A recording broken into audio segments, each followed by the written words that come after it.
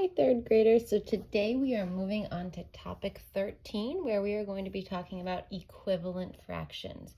So we're going to be using all of our knowledge about fractions from Unit 12 to help us in Unit 13.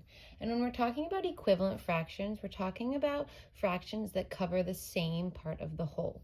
So right here we have 1 whole, and 2 over 2, 2 halves is the same fraction as 1 whole, as is 3/3.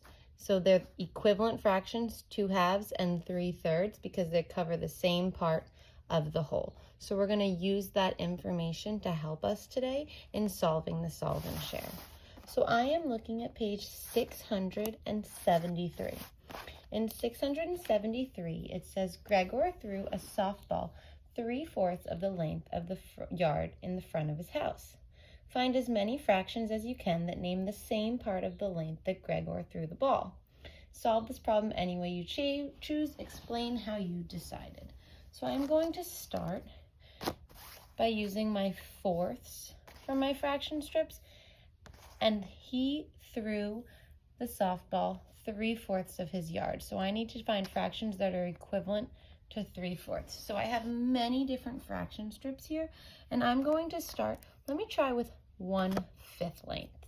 See if 1/5 lengths will line up and be equal to 1/4. So right now I have 4/5, and they are longer than my 3/4. So I know that 4/5 is not an equivalent fraction to 3/4. I am going to try 1/8 now, my 1/8 strips. So I see that 2/8 line up exactly with that 1/4. Now I've got 4/8, and they line up with the 2/4. And now I have 6/8, and again, they line up exactly with those fourths. So I know that 3/4 and 6/8 are equivalent fractions.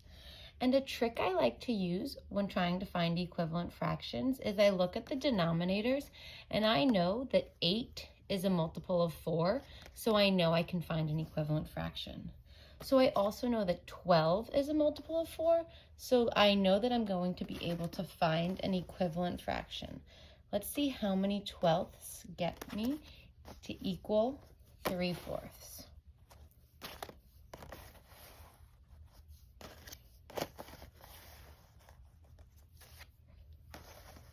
Okay, and I have 1, 2, 3, 4, 5, 6, 7, 8, 9.